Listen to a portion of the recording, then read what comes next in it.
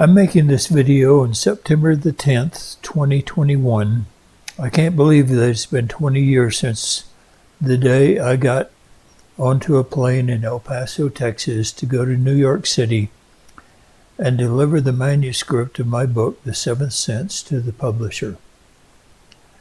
I had been planning to just mail it in as there was very little money and there was no way I could afford to deliver it in person.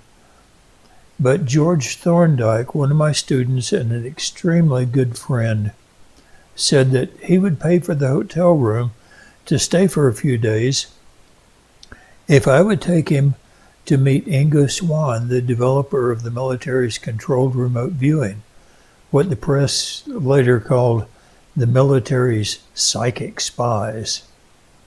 I had been wanting to go visit with Ingo for a long time anyway, so I accepted his offer, and in the early morning of the 10th of September, 2001, I went to El Paso to catch the plane. The plane boarded at the regular time, but then had some problem, so everyone was returned to the terminal, and we all sat there for several hours waiting until they came and told us to board the plane for another airline. But it would be headed for Atlanta, not New York City. Well, when I arrived in Atlanta, there were no seats available to New York City, so again I had to wait for several hours to catch another flight. My 4 p.m. appointment to turn in my manuscript was a thing of the past by then. Around 10 p.m., I finally got a flight to New York City, and as we approached the city, the weather prohibited the plane from landing. We circled the city for almost an hour until it was safe to land. I managed to get a cab to the hotel and arrived there around 1 a.m. on September the 11th. Around 9 a.m. the next morning, George Thorndike, who had arrived the day before, called to my room, yelling for me to turn on the TV. I saw the first coverage of the attack on the Twin Towers. I got dressed and went to breakfast with George as we waited for a car that he had reserved to drive us around the city that morning. When the car arrived, we headed for Lower Manhattan. The driver was Arab and lived on the island, so he asked if we could stop by his home so he could assure his family that he was all right. We did, and had some tea there and visited with them. He told us that over 70% of the cab drivers in Manhattan were also Arab, and that at shift change around 6 a.m. that morning, none of them had shown up for work. The streets of Manhattan were virtually empty of cabs, and our car was the only one on the road. By that time, the second building had been hit, and the police had sealed Manhattan off. So each time we stopped for a red light, people would come up to the car asking for a ride off the island, but the island was sealed. There was no leaving. I was able to contact the publisher, and we then went to deliver the manuscript, then on to visit Ingo. On the way to Ingo's, we saw sights that even today were almost unbelievable. We saw people struggling from the building, walking down the street looking like moving statues. They were so covered with cement dust. Many were so dazed that they could easily be mistaken for zombies. Stores and restaurants had placed TVs at their doors so that people passing by could get the ongoing news coverage. Most of the news, by the way, was hearsay reports and often erroneous. They reported that people had jumped from the buildings to their deaths. The fact is that they had tried to hang on outside the windows, hoping to escape the fires until their arms were so burned that they couldn't hold on any longer and they fell to their deaths. But all the reports were from people who were on the island trying to get information out as they saw things. A few managed to call out from the island.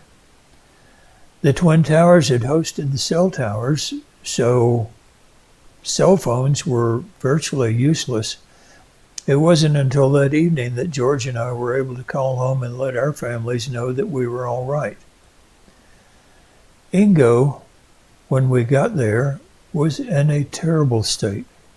He had been sitting up in his roof and that morning had watched the plane hit the first building.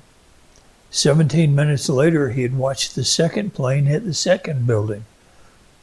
When we got there, we found him shaking and having trouble getting around. We visited with him for a while and calmed him down. Here's a picture that George took of Ingo and me that morning in Ingo's basement studio, trying to take pictures and talk about his artwork to get his mind off of things.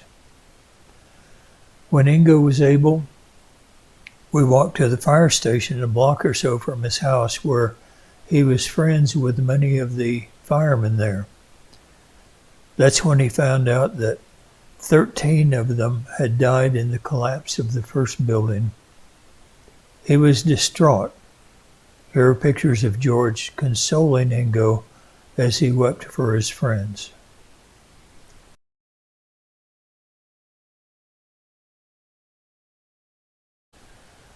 The driver later took us over to a restaurant a few blocks from Ingo's home, where we sat for the rest of the day watching an almost endless line of ambulances, dump trucks, and other vehicles volunteered by people to go help dig out and rescue survivors and the dead from the rubble.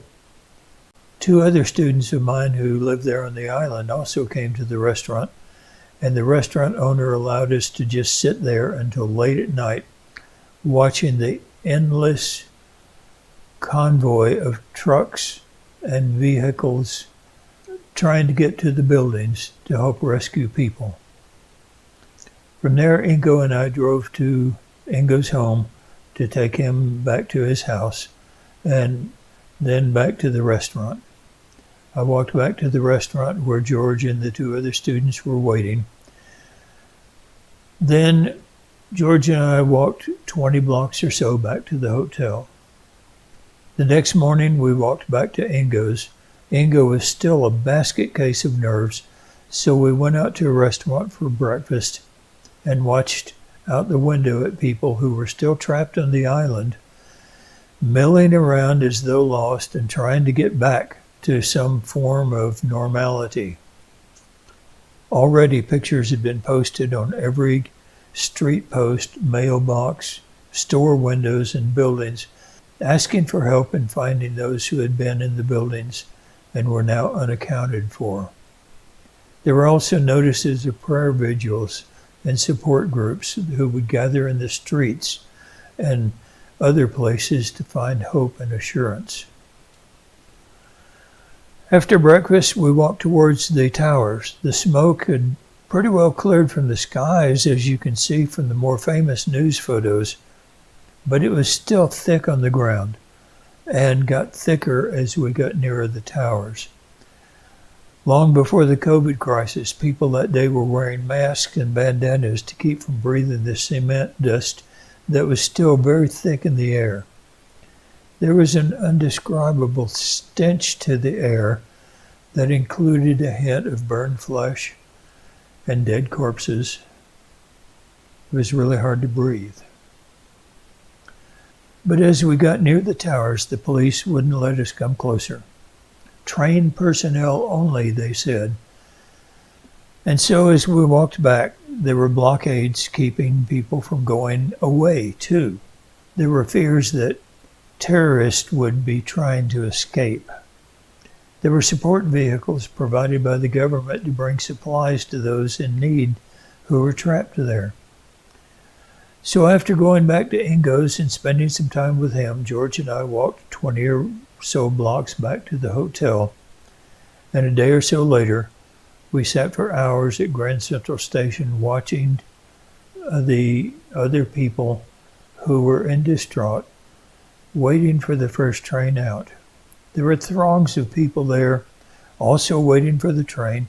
There were fire crews there from all over the U.S., dog-tired and waiting to get back home. They had not had anywhere to sleep or to stay for the whole time there, and they looked like they had just come from a war zone. It was the same look I had seen on troops who had just come from battle.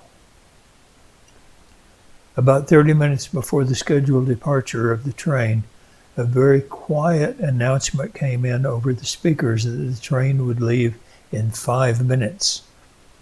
Almost no one heard the announcement, but George and I were sitting right below one of the speakers, so we ran for the train. The train was already filling up and didn't wait even the full 5 minutes. George and I managed to just get on as the doors were closing. We didn't even have any tickets, but hoped that we could pay on the train. We never did. The train took us to Greenville, South Carolina, where we caught a cab to the local airport. The airport was deserted. There was a single plane flying out that night, but it had already been sitting with its passengers on board for hours, waiting for the ban on flights to be lifted. The ban was still in full force, with no change in sight, so we rented a car and drove to Atlanta, where George lived. The next day I was able to get a flight out of Atlanta to El Paso and drove home from there.